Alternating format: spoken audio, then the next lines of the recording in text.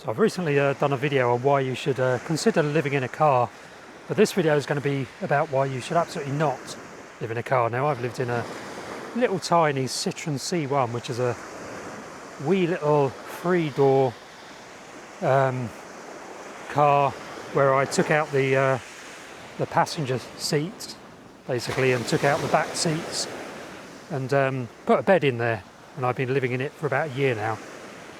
And I absolutely adore living in the car, to be honest, but it's definitely not for everyone.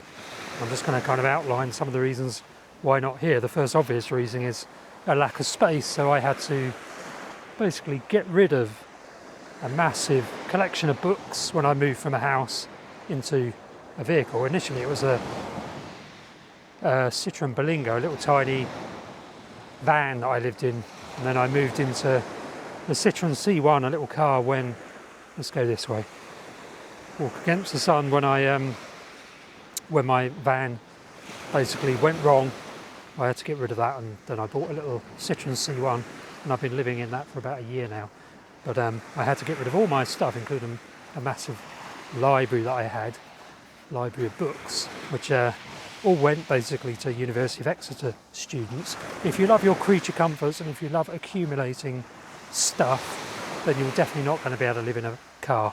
If, like me, you don't really value loads of stuff and you're quite happy to live minimally, then yes, living in a vehicle can be a really good option. Probably not living in a car, but living in a larger van. So yeah, you really have to get rid of a lot of your stuff, and if you've accumulated it over the years, you either get rid of it all or you stick it in storage, which I decided not to do. I do have about 10 books still in the loft of a friend, but apart from that I don't have anything in storage at all. So yeah, if you want loads and loads of possessions, material possessions, then you're not going to want to obviously live in a car without storage. That's one reason. What else? Another reason is just a cramped space for you to actually living, in terms of it being a living space. It's really tiny. My car is especially tiny, but I am quite an extreme example of minimalist living in a vehicle. But I have to crawl basically from the driver's seat. I kind of have to haul myself up onto the bed, which basically spans where the passenger seat was and then goes back into the back of the vehicle. I have to kind of push myself into the back, lie across the bed, and then I have to get undressed at night whilst I'm lying down in the bed. Not very comfortable, and in the morning when I need to freshen up using wet wipes, the cramped space makes that a bit of a challenge. I've never found it that difficult, to be honest, but if you're a normal human being, it's better. Yeah, if you're a normal human being, then you'll probably find that a bit tiresome after a while. Like I say, I've been in my vehicle for over a year now, and I've adapted pretty well to it, but lack of space just to manoeuvre around and to practically live. Now I can just about sit up on the bed I've created with my legs sprawled out onto to the side on my driver's seat. But yeah, I'm middle-aged now, and as I get older, I think doing that's going to be increasingly difficult. Let me just turn the filter down a bit, hold on. So I'm not walking into the sun now. That's it, a bit brighter now. A little bit better. Is active track on? That's better. Yeah, so lack of space just in terms of manoeuvrability, and you have to be quite flexible. I'm middle-aged now. I'm going to be getting older, obviously, and less flexible and less mobile. So if you're, kind of 40s and over, then just think it's, potentially going to be quite tricky just living comfortably, in practical terms, in a small car. What else? So day to day, obviously you need to cook meals. No, I do cook in the vehicle. I'm going to cook a meal when I get back to the car in a minute. I don't find that particularly difficult, to be honest. I just use a single gas stove, a little camping gas, £25 camping gas stove. I find that absolutely fine. And what am I going to be doing tonight? It's going to be another chicken satay. I like chicken satay. So frequent viewers to this channel won't be surprised. I'm going to be making chicken satay tonight. I'll probably record that and add that to the video. But yeah, I don't find the cooking side of things difficult at all. I've just got that single stove with a single deep kind of frying pan thing where I fry up the chicken, then I add the satay sauce, then I'll add a salad to it this time. And I very frequently fry up beef or chicken. I am going to go vegetarian, or probably not vegan but vegetarian, just because I think it's probably safer when you're living in a car to not be cooking lots of meat all the time. I have to make sure I get enough protein if I'm going to go vegetarian. I do like corn, which is handy. But anyway, back to the point. Yeah, if you like to cook really sophisticated meals with lots of ingredients involving lots of pots and pans, then to be honest, living in a vehicle is going to be really difficult unless you live in a bigger van and you have a slightly more sophisticated cooking setup. Let's walk this way a bit. So yeah, cooking meals can be challenging if you're a cook. Basically, I'm not. I just bodge my food, so that all works fine. In the mornings, I use a jet boil to boil oat milk and water mixed up together, so I can make a cup of coffee, and that works fine. During the day, I don't cook in the vehicle, especially not in summer when it's too hot to be cooking on gas. I just basically have a cooked brekkie up at Golden Sands. We're here in Ventnor on the Isle of Wight. But yeah, so cooking to me isn't a problem, but to many people who do actually like to cook more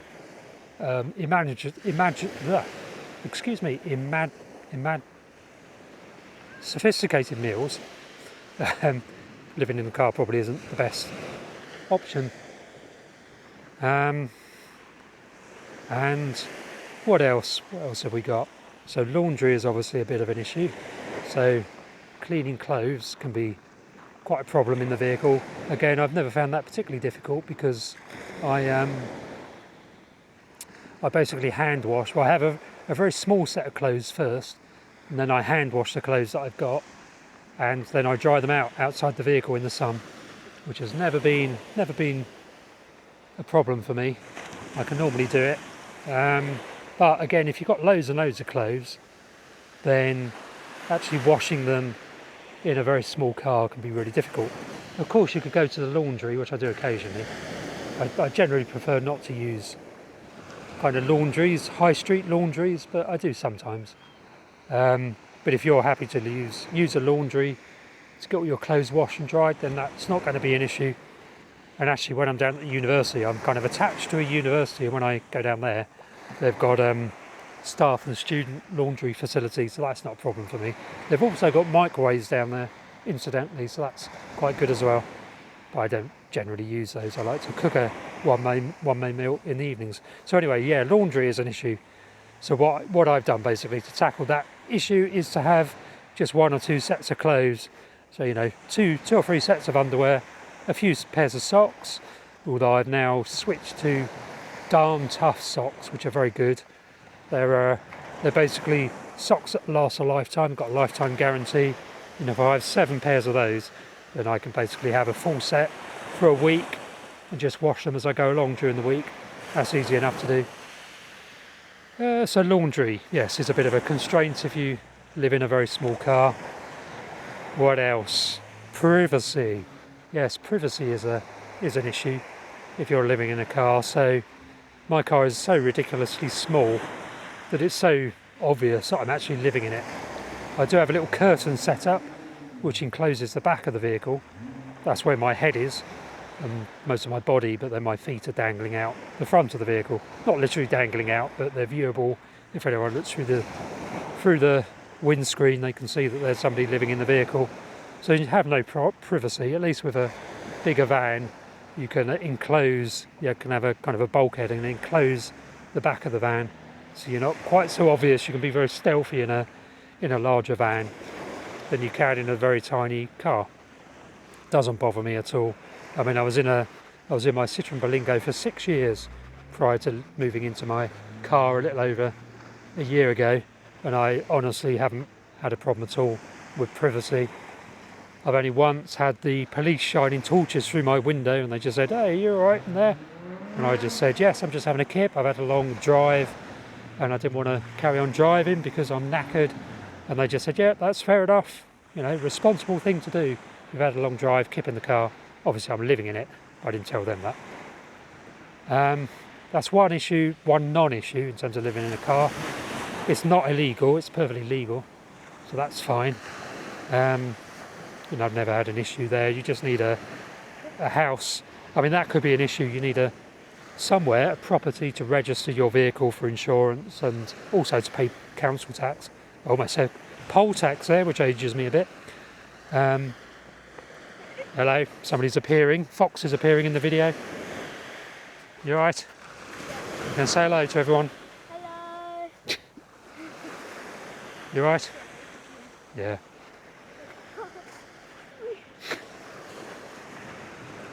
I won't edit you out, by the way. You're appearing now. I lost my track there. Where was I? Sense of community. I will say something on because I'm a digital nomad. I live in a car. My community here in Ventnor know that I live in a car, so that's one person I know, obviously. I've never found that to be a problem. I think if you're very nomadic and you're basically in a new place every few days, so you don't really know anyone locally, that can be, in terms of mental health, that can be an issue if you don't get to know local people. You don't have a community that knows you, then, you know, building friendships and relationships and that kind of stuff can obviously be a bit tricky. I don't find that an issue because I live in my hometown a lot of the time. I am very nomadic.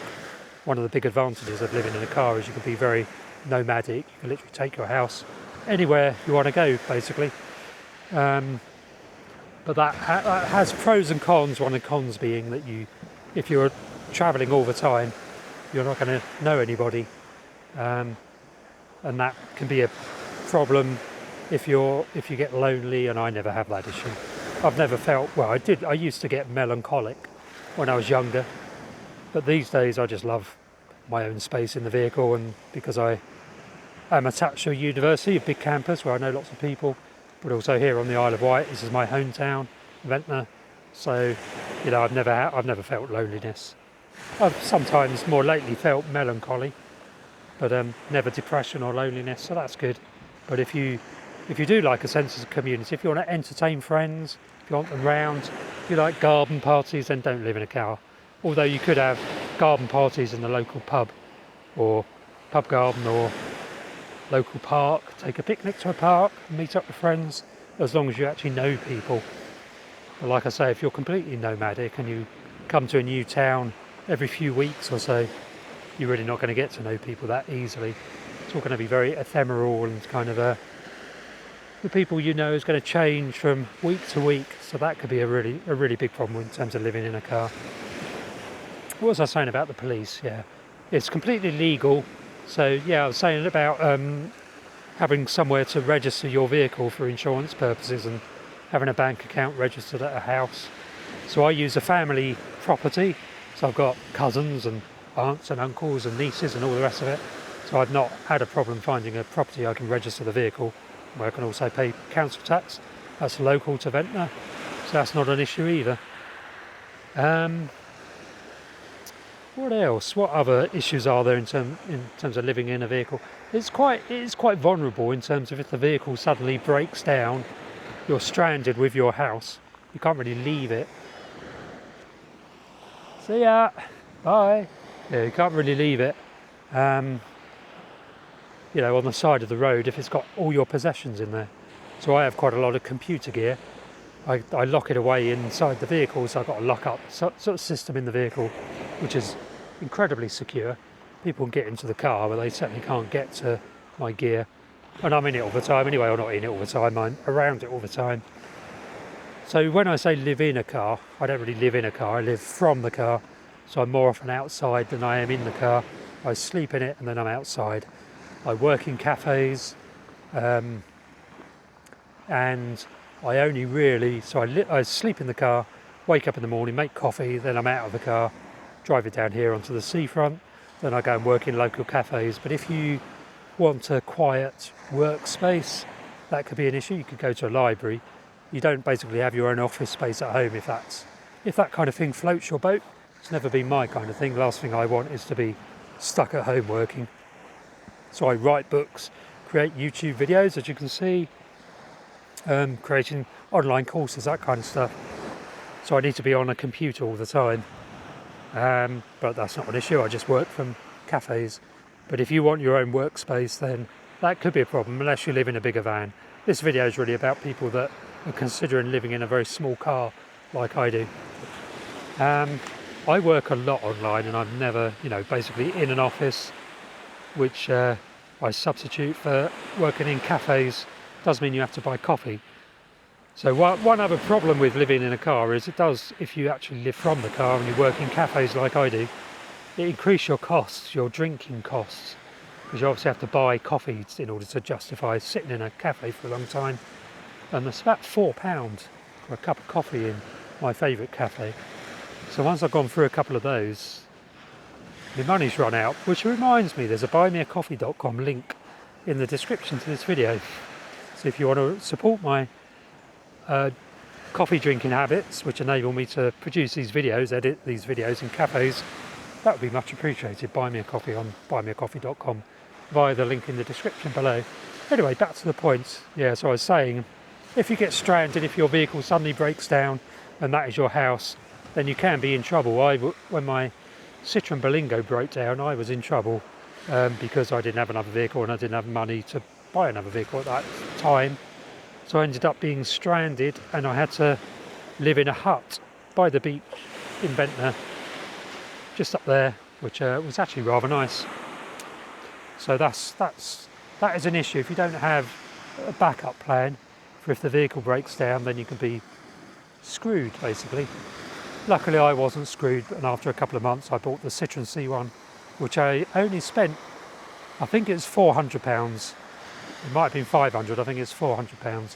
So it's an incredibly cheap house, if you can call a Citroen C1 a house.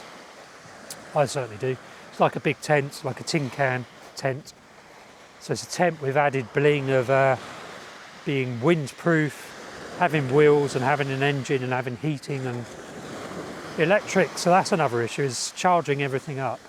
So I don't have solar panels on my vehicle at the moment. I'm going to buy probably 200 watts of solar and a leisure battery and set up a system whereby I can charge up my computer gear and all that sort of stuff. But I haven't got that yet, so you need to bear that in mind. I've got a lighter socket, so I tend to charge up all my gear in cafes and by the lighter socket when I'm driving. Excuse the sun, let's put you over there. So again, that's not a problem for me, but it might be for you. If you want a desktop computer, you're not going to be able to live in a car. I currently have a MacBook Air, but I'm switching that for an iPad Pro when I've got enough money for it. With a Magic Keyboard, because Apple's just come out of a new operating system, which will be available in September, which will turn the iPad into a bit more of a MacBook replacement. So I'm looking forward to getting rid of me MacBook Air and replacing it with a iPad Pro, M4 iPad Pro.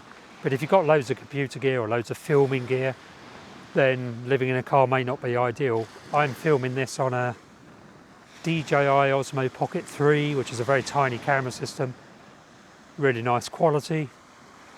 But I also film videos on my iPhone Mini 13, which is a really compact system. I don't have any more cameras than, well, I do actually have a bigger photography type camera, which I use sometimes to get close-up video clips on. But all of my video, and like this one, really is done using this Osmo Pocket 3. But if you've got loads of bigger electrical gear or electronics gear that you need to charge up, then that can be an issue, but not really. If you have solar panels and a decent leisure battery, then you should be fine. What else? I can't really think of any. Oh, relationships, of course. You know, having a girlfriend in my case.